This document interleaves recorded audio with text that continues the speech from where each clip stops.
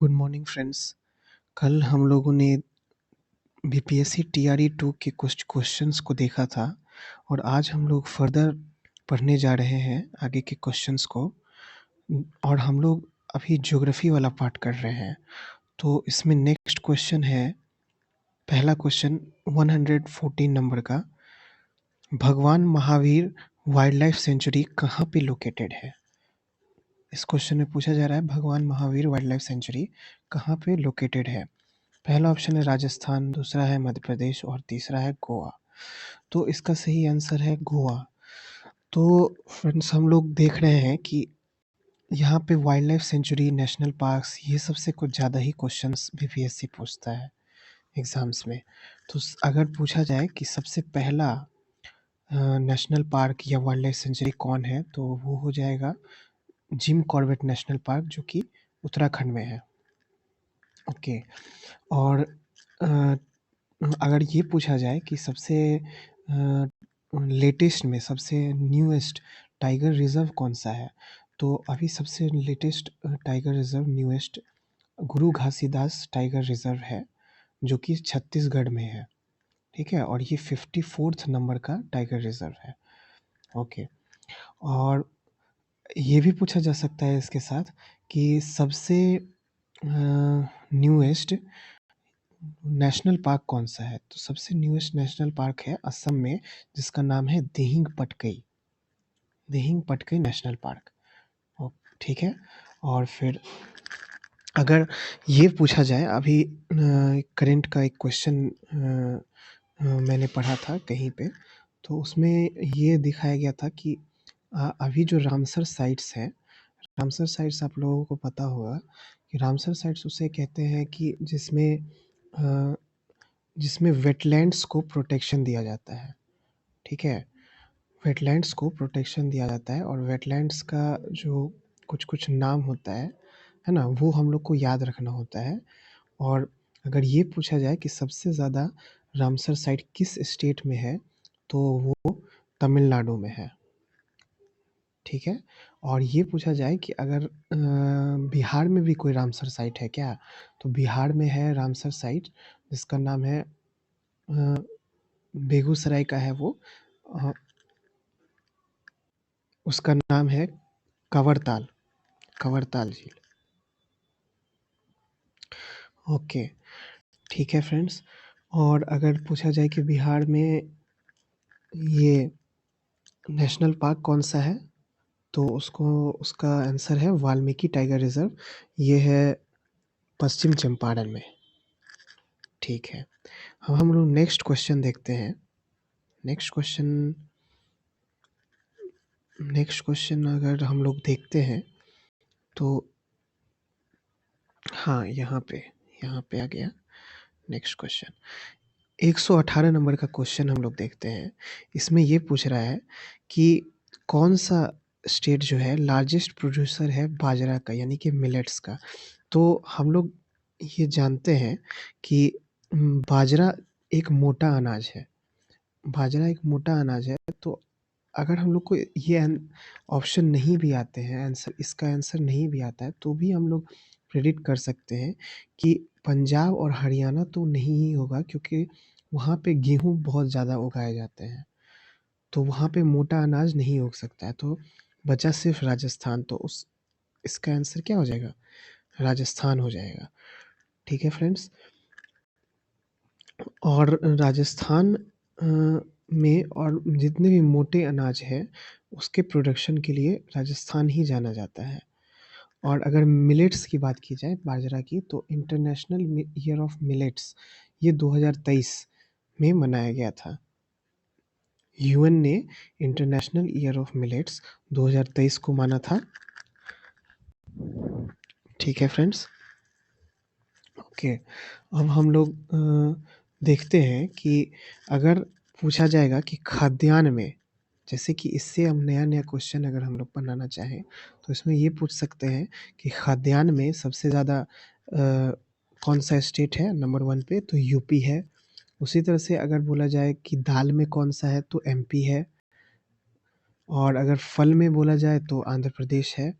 और अगर चावल में, चावल बहुत इम्पोर्टेंट है, चावल का अक्सर पूछा जाता है क्वेश्चन कि सबसे ज़्यादा कहाँ पे चावल का प्रोडक्शन होता है, तो वेस्ट बंगाल में होता है। और अगर प्रोडक्टिविटी का बात किया जाए तो उसका आंसर पंजाब होगा। और अगर चावल का प्रोडक्शन वर्ल्ड में सबसे ज़्यादा कौन-सा करता है देश, तो वो चाइना है। इंडिया सेकंड नंबर पे है। उसी तरह से गेहूँ, गेहूँ भी बहुत इम्पोर्टेंट है, इसमें भी बहुत बार क्वेश्चन पूछा गया है। तो गेहूँ में अगर सबसे ज़्यादा प्रोडक्शन होगा, तो वो यूपी से होगा और पंजाब में उसका प्रोडक्टिविटी सबसे ज़्यादा होगा। इसी तरह से चाइना जो है, सबसे ज़्यादा गेहूँ का प्रोडक्शन करता है और भारत सेकंड नंबर पे है। और एक बात ये भी याद रखा जा सकता है कि भारत एक्सपोर्ट में, चावल का एक्सपोर्ट में नंबर 1 पे है। भारत चावल के एक्सपोर्ट में नंबर 1 पे है। ठीक है फ्रेंड्स? उसके बाद अगर गन्ना का बोला जाएगा तो गन्ना यूपी में सबसे ज़्यादा प्रोडक्शन होता है। मक्का का अगर बोला जाएगा तो कर्नाटक में होता है। कॉटन का बोला जाएगा तो गुजरात में होता है। और जूट का बोला जाएगा तो वेस्ट बंगाल में होता है। तो फ्रेंड्स ये भी याद रखिएगा कि कॉटन और जूट में इंडिया ही सबसे नंबर 1 पे है। इंडिया सबसे नंबर 1 पे है पूरे पूरे कंट्रीज़ में, पूरे वर्ल्ड में, कॉटन और जूट के मामला में। अच्छा, अब हम लोग नेक्स्ट क्वेश्चन देखते हैं। ओके फ्रेंड्स, तो हम लोग 119 क्वेश्चन नंबर पे हैं और देख रहे हैं हम लोग कि इसमें क्या क्वेश्चन पूछा है। इसमें क्वेश्चन पूछा गया है, the type of rocks which contain fossils are called. तो इसमें पूछ रहा है कि फॉसिल्स, जो रॉक फॉसिल को कंटेन करता है वो कौन सा रॉक होता है। तो इसका सही आंसर है सेडिमेंट्री रॉक्स। सेडिमेंट्री रॉक्स जो होता है वो फॉसिल को कंटेन करता है। तो आखिर हम लोग रॉक्स के बारे में अगर सोचेंगे, पढ़ेंगे, तो 3 तरह के रॉक्स होते हैं, इग्नियस रॉक, सेडिमेंट्री रॉक और मेटामॉर्फिक रॉक। इग्नियस रॉक्स में कभी भी फॉसिल नहीं पाए जाएँगे क्योंकि वो ज्वालामुखी के लावा से निर्मित होते हैं।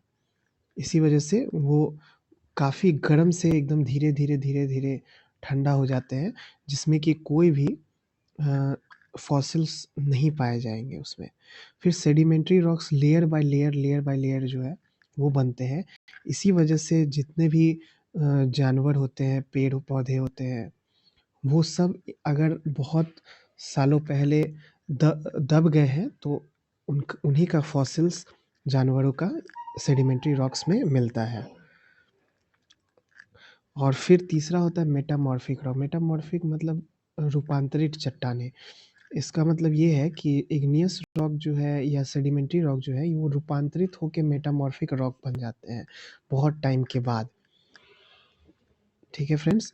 और ये भी याद रखिएगा कि इग्नियस रॉक का बहुत एक सॉरी फ्रेंड्स, थोड़ा आवाज़ आ रहा है यहाँ पे, इसलिए उसके लिए माफ़ी चाहता हूँ। और इग्नियस रॉक जो है, वो 2 तरह का इसमें बहुत फ़ेमस है। एक है ग्रेनाइट और एक है बेसाल्ट। तो ग्रेनाइट और बेसाल्ट जो दोनों इग्नियस रॉक्स ही हैं। ग्रेनाइट जो होता है उसमें सिलिका का मात्रा बहुत ज़्यादा होता है ना? और इसीलिए वो एसिडिक होता है। और बेसाल्ट बेसाल्ट जो होता है वो बेसिक होता है क्योंकि उसमें आयरन काफ़ी ज़्यादा होता है, इसीलिए वो बेसिक होता है। और अगर ये बात किया जाए कि ग्रेनाइट से अगर कोई भी चट्टान रूपांतरित होता है, तो वो हो जाता है नीस। नीस एक रूपांतरित चट्टान है, मेटामॉर्फिक रॉक है। उसी तरह से अगर बेसाल्ट अगर रूपांतरित होता है, तो वो शिस्ट में बदल जाता है। शिस्ट भी एक क्या है? मेटामॉर्फिक रॉक ही है। ओके फ्रेंड्स, चलिए आगे बढ़ते हैं। आगे क्वेश्चन है कि ऑक्सबो लेक कहाँ पे फाइंड हो हम लोग कर सकते हैं। तो पहला है ग्लेशियर, दूसरा है रिवर वैली और तीसरा है डेजर्ट। तो फ्रेंड्स अगर हम लोग देखेंगे कि ऑक्सबो लेक्स कहाँ पे मिलते हैं, तो इसका सही उत्तर हो जाएगा, इसका सही उत्तर हो जाएगा रिवर वैली के अंदर हम लोग देखने को मिलेगा हम लोग को। ओके फ्रेंड्स, रिवर वैली के अंदर देखने को मिलेगा। तो आखिर हम लोग रिवर वैली के और ग्लेशियर और डेज़र्ट, तो इन लोग का ये सब का लैंडफ़ॉर्म्स हम लोग को पढ़ना पड़ता है कि अगर ग्लेशियर है, तो वो ग्लेशियर किस-किस तरह का लैंडफ़ॉर्म बनाएगा। रिवर वैली है, तो रिवर रिवर किस-किस तरह का लैंडफ़ॉर्म बनाएगा। उसी तरह से डेज़र्ट है, तो डेज़र्ट में तो विंड लैंडफ़ॉर्म्स चलते हैं। तो हम लोग एक-एक करके देखते हैं कि जैसे ग्लेशियर है, तो ग्लेशियर अगर ग्लेशियर लैंडफ़ॉर्म्स पूछेगा, तो इसमें सबसे पहले वी शेप्ड वैली होता है। वी शेप्ड वैली, है ना? वी शेप्ड वैली वो रिवर से निर्मित होता है, लेकिन अगर यू शेप्ड वैली बोला जाएगा, तो वो ग्लेशियर लैंडफ़ॉर्म होगा। उसी तरह से ड्रमलिन्स होता है, हैंगिंग वैली होता है, मोरेन्स होता है, एरिड्स होता है, सर्क होता है, हॉर्न्स होता है। तो ये सारा सारा कुछ अगर देखा जाए, तो ये ग्लेशियर लैंडफ़ॉर्म्स में आते हैं। उसी तरह से अगर देखा जाए कि रिवर लैंडफ़ॉर्म्स में, तो रिवर लैंडफ़ॉर्म्स में जैसे कि हम लोगों ने देखा oxbow lake, delta, alluvial fan, ये सब मिएंडर्स, है ना? ये सब जो है सो रिवर लैंडफ़ॉर्म्स में आते हैं। फिर उसके बाद अगर डेज़र्ट में देखें, डेज़र्ट में मतलब विंड लैंडफ़ॉर्म्स में, तो विंड लैंडफ़ॉर्म्स में आते हैं मशरूम रॉक, यारडंग, पेडी प्लेन्स, इंसेलबर्ग, लॉयस। तो ये सब क्या है, विंड लैंडफ़ॉर्म्स में आते हैं। ओके फ्रेंड्स, ठीक है। अब हम लोग नेक्स्ट क्वेश्चन को देखते हैं। नेक्स्ट क्वेश्चन में बोला गया है कि वर्ल्ड वाटर डे ये कहाँ पे किस दिन मनाया जाता है? ये किस दिन मनाया जाता है? तो फ्रेंड्स आप लोग 22 का आंकड़ा ये बहुत इम्पोर्टेंट होता है। 22 का आंकड़ा ये आप लोग याद रखिएगा। 22 का आंकड़ा कहने का मतलब कि 22 मार्च, 22 अप्रैल और 22 मई। तो 22 मार्च को ही वर्ल्ड वाटर डे मनाया जाता है। ठीक है फ्रेंड्स? 22 मार्च को वर्ल्ड वाटर डे मनाया जाता है और उसी तरह से 22 अप्रैल को अर्थ डे मनाया जाता है। 22 अप्रैल को पृथ्वी दिवस यानी कि अर्थ डे मनाया जाता है। 22 मार्च को जल दिवस मनाया जाता है और 22 मई को बायोडायवर्सिटी डे मनाया जाता है, जैव विविधता दिवस। 22 मई को जैव विविधता दिवस मनाया जाता है। ठीक है फ्रेंड्स? अगर और भी देखा जाए तो एनवायरनमेंट के लिहाज से कौन-कौन सा और ज़रूरी है डेट्स, तो एक और है जैसे कि 5 जून का वो वर्ल्ड एनवायरनमेंट डे मनाया जाता है उस दिन। फिर अ, फिर है ये टाइगर टाइगर दिवस, बाघ दिवस, तो बाघ दिवस मनाया जाता है 29 जुलाई को, ठीक है? फिर 16 सितंबर को ओज़ोन दिवस मनाया जाता है। तो ये कुछ एनवायरनमेंट के लिहाज से इम्पोर्टेंट दिवस है, ये आप लोग याद कर लीजिएगा। इसका बहुत संभावना है ये सब दिवस का पूछने का नेक्स्ट एग्ज़ाम में। ठीक है फ्रेंड्स, अब हम लोग नेक्स्ट क्वेश्चन देखते हैं। नेक्स्ट क्वेश्चन इसमें बोला जा रहा है कि home state of one horned rhino is, तो वन हॉर्न्ड राइनो अगर देखा जाएगा, तो उसका होम स्टेट हो जाएगा, इस क्वेश्चन का आंसर हो जाएगा असम। इस क्वेश्चन का आंसर असम हो जाएगा। ठीक है फ्रेंड्स? तो असम में भी अगर एक स्पेसिफिकली जगह देखा जाएगा, तो वो काज़ीरंगा नेशनल पार्क है, जहाँ पे वन हॉर्न्ड राइनो बहुत ही ज़्यादा फ़ेमस है। ठीक है? अगर हम लोग देखेंगे कि इसी तरह से कुछ-कुछ जानवर हैं जो एक ख़ास जगह पाए जाते हैं। जैसे कि गिर नेशनल पार्क में एशियाटिक लायन पाए जाते हैं। ठीक है? एशियाटिक लायन गिर नेशनल पार्क में भारत में सिर्फ़ और सिर्फ़ एक ही जगह पे पाए जाते हैं, वो है गिर नेशनल पार्क। ठीक है? फिर उसी तरह से काबुल लामजाओ नेशनल पार्क जो कि सिर्फ़ एकमात्र तैरता हुआ नेशनल पार्क है ना? मणिपुर में, वहाँ पे संगाई हिरन पाया जाता है, संगाई डियर वहीं पे पाया जाता है। उसी तरह से अगर हम लोग देखेंगे कि भितरकनिका नेशनल पार्क जो कि उड़ीसा में है, वहाँ पे ऑलिव रिडली टर्टल का मतलब कि ऑलिव रिली टर्टल वहाँ पे पाए जाते हैं, ठीक है। उसी तरह से सुंदरबन सुंदरबन वेस्ट बंगाल में है, वहाँ पे रॉयल बंगाल टाइगर पाए जाते हैं, है ना। फिर अगर गल्फ ऑफ मन्नार में देखा जाएगा तो डुगोंग डुगोंग पाए जाते हैं वहाँ पे। अगर स्नो लियोपार्ड देखा जाएगा तो वो लद्दाख में पाए जाते हैं, है ना। अ, तो अगर हम लोग इसी तरह से देखा जाए तो बहुत सारे जीव जंतु जो है एक खास जगह पाए जाते हैं। अगर करंट में एक गोल्डन टाइगर मिला हुआ है अभी कुछ दिन पहले, तो वो करंट में देखा जाए तो वो काजीरंगा नेशनल पार्क में अभी मिला है, ठीक है फ्रेंड्स। तो अब हम लोग नेक्स्ट क्वेश्चन देखते हैं। नेक्स्ट क्वेश्चन है कि लार्जेस्ट बॉक्साइट प्रोड्यूसर कौन सा कंट्री है। तो लार्जेस्ट बॉक्साइट प्रोड्यूसर, इसका आंसर हो जाएगा फ्रेंड्स, इसका आंसर हो जाएगा Australia. Largest bauxite producer Australia है फ्रेंड्स। अगर देखा जाएगा तो सबसे पहले हम लोग ये सब देख लेते हैं कि कौन-कौन सा मिनरल बहुत ज़रूरी है जो कि आपके एग्ज़ाम में पूछा जा सकता है, ठीक है।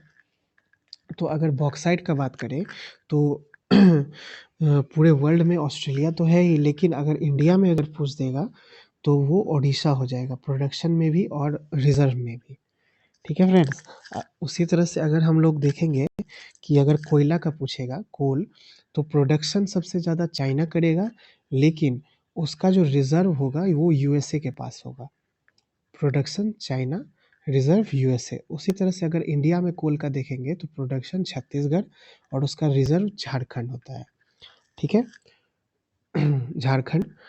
और फिर अगर तांबा का देखेंगे, कॉपर, तो कॉपर का सबसे ज़्यादा प्रोडक्शन और रिज़र्व ये दोनों ही चिली में है, ठीक है। और अगर देखा जाएगा कि प्रोडक्शन सबसे ज़्यादा भारत में तांबा का कहाँ पे होता है, तो वो एमपी में होता है और उसका रिज़र्व जो होता है राजस्थान में होता है। तो राजस्थान में एक बहुत ही फ़ेमस जगह है फ्रेंड्स, जिसका नाम है खेतड़ी। खेतड़ी झुंझुनू में आता है, झुंझुनू ज़िले में, राजस्थान का। वहाँ पे कॉपर कॉपर का बहुत ज़्यादा रिज़र्व है, ठीक है। अगर हम लोग देखें कच्चा तेल, तो कच्चा तेल सबसे ज़्यादा प्रोडक्शन कच्चा तेल का होता है यूएसए में, ठीक है फ्रेंड्स। और लेकिन रिज़र्व अगर बोला जाएगा सबसे ज़्यादा, वो वेनेज़ुएला में है, ठीक है। फिर गोल्ड अगर देखेंगे तो सबसे ज़्यादा चाइना प्रोडक्शन करता है, लेकिन अगर रिज़र्व देखा जाए तो ऑस्ट्रेलिया में है। और गोल्ड गोल्ड जो होता है वो कर्नाटक में सबसे ज़्यादा प्रोडक्शन है, लेकिन बिहार में इसका सबसे ज़्यादा रिज़र्व है। गोल्ड का बिहार में सबसे ज़्यादा रिज़र्व है फ्रेंड्स, ठीक है। अगर डायमंड देखा जाए तो डायमंड रशिया में ही प्रोडक्शन और रिज़र्व दोनों है सबसे ज़्यादा। और एमपी में एमपी में आप एक जगह का नाम सुने होंगे, पन्ना। तो पन्ना का खान में से जो है वो हीरा निकलता है। और ये पॉलिश्ड कहाँ पे होता है फ्रेंड्स, तो पॉलिश्ड होता है सूरत में, ठीक है। चलिए अब हम लोग आगे बढ़ते हैं। तो हम लोग इतना एक क्वेश्चन से इतने क्वेश्चंस निकाल ले रहे हैं और ये सब क्वेश्चन पूछने की संभावना बहुत ज़्यादा है, ठीक है ना। चलिए आगे आगे हम लोग देखते हैं गोल्डन फाइबर। तो गोल्डन फाइबर किसको बोला जाता है गोल्डन फाइबर। तो इसका आंसर होगा फ्रेंड्स, इसका आंसर होगा जूट को बोला जाता है। गोल्डन फाइबर जूट को बोला जाता है, ठीक है फ्रेंड्स।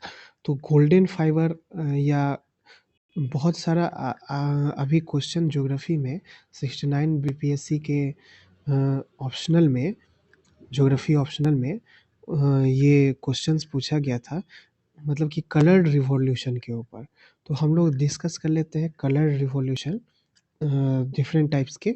तो आप लोग को पता है कि ग्रीन रिवॉल्यूशन जो है वो एग्रीकल्चर क्रॉप्स के लिए था। उसी तरह से वाइट रिवॉल्यूशन मिल्क के लिए था, है ना। और अगर बोला जाएगा कि येलो रिवॉल्यूशन, तो येलो रिवॉल्यूशन ऑयल सीड के लिए है, येलो रिवॉल्यूशन ऑयल सीड के लिए है।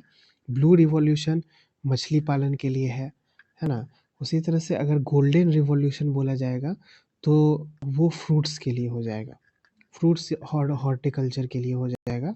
और अगर सिल्वर रिवॉल्यूशन बोला जाएगा तो वो एग के लिए होगा, अंडा के लिए। यही क्वेश्चन पूछा गया था फ्रेंड्स उसमें 69 बीपीएससी के ऑप्शनल में। और अगर पिंक रिवॉल्यूशन बोला जाएगा तो वो मीट के लिए हो जाएगा या टमाटर के लिए होगा। ठीक है फ्रेंड्स, चलिए अब हम लोग आगे बढ़ते हैं, आगे क्वेश्चन बढ़ते हैं। ठीक है, इसमें पूछा गया है कि कौन-कौन सा मेन फैक्टर है ना? पॉपुलेशन चेंज का कौन-कौन सा मेन फैक्टर है? तो इसमें आंसर बीपीएससी ने दिया है, ये बर्थ, डेथ और माइग्रेशन। बर्थ, डेथ और माइग्रेशन जो है वो पॉपुलेशन चेंज का फैक्टर है। तो हम लोग कल कल ही पढ़े थे फ्रेंड्स कि माइग्रेशन 2 तरह का होता है। एक होता है पुश फैक्टर की वजह से, एक होता है पुल फैक्टर की वजह से। पुश फैक्टर का मतलब कि वहाँ का जहाँ हम पहले लोग रह रहे हैं, है ना? वो वहाँ का स्थिति सही नहीं है, बहुत गरीबी है, भूखमरी है, बहुत सारी प्रॉब्लम्स हैं। इसी वजह से वहाँ से ज़बरदस्ती लोगों को जाना पड़ता है बाहर। तो बिहार भी एक पुश फैक्टर का रीज़न है बिहार में। और अगर पुल फैक्टर्स का बताया जाएगा एग्ज़ाम्पल, तो अगर बहुत एक अच्छा जगह है जहाँ पे बहुत अच्छा नौकरी है, लोग बहुत अच्छा लाइवलीहुड है वहाँ पे, तो ये पुल फैक्टर है जो लोगों को अट्रैक्ट करता है माइग्रेशन करने के लिए, जिसके कारण लोग एक छोटे जगह से बड़े जगह जाते हैं। जैसे कि दिल्ली जाते हैं, कलकत्ता, बैंगलोर ऐसे जगहों पे जाते हैं, तो ये पुल फैक्टर की वजह से होता है। ठीक है ठीक है फ्रेंड्स। और बर्थ और डेथ, तो माइग्रेशन की वजह से क्या होता है कि पॉपुलेशन चेंज होता है, और बर्थ और डेथ की वजह से तो पॉपुलेशन चेंज ही होता है ना? और हम लोग को ये भी जानना चाहिए कि अगर दुनिया में सबसे ज़्यादा युवा है, तो वो भारत में ही है ना? और बहुत ही युवा का जो है एवरेज एज 29 साल है ना? जो कि बहुत कम है। और इसी अगर जो भी वर्किंग एज होता है, यानी कि 15 से लेके 64 साल का उम्र जो होता है, वो वर्किंग एज कहलाता है। अगर वर्किंग एज में कोई भी युवा है, कोई भी पॉपुलेशन है, तो उसको हम लोग बोलते हैं डेमोग्राफिक डिविडेंड, है ना? तो हम लोग ये सब वर्ड सब जानिएगा फ्रेंड्स, ये सब वर्ड बहुत इम्पोर्टेंट है। ऐसे वर्ड्स को डायरेक्टली एग्ज़ाम में पूछ लिया जाता है। ठीक है फ्रेंड्स, चलिए अब हम लोग नेक्स्ट क्वेश्चन देखते हैं।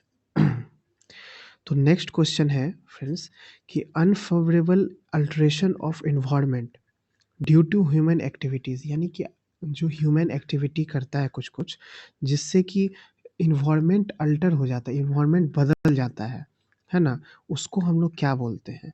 तो उसको हम लोग बोलते हैं एनवायरनमेंटल डिग्रेडेशन। उसको हम लोग क्या बोलते हैं? Environmental degradation. तो फ्रेंड्स, एनवायरनमेंटल डिग्रेडेशन का मतलब कि जैसे कि अगर कोई भी इंसान है, अगर पेड़ काटना शुरू कर दिया, जिसकी वजह से जितना भी कार्बन स्टॉक है वो रिलीज़ हो जाएगा, है ना? एटमॉस्फेयर में, जिसकी वजह से कार्बन कार्बन के बढ़ने की वजह से ग्लोबल वार्मिंग होता है, जो कि एनवायरनमेंटल का डिग्रेडेशन कर देता है। ठीक है फ्रेंड्स? तो इसमें वही बोल रहा है कि ह्यूमन की एक्टिविटी की वजह से एनवायरनमेंट का अल्टरेशन हो जाना, तो उसको हम लोग कहते हैं इकोलॉजिकल डिग्रेडेशन।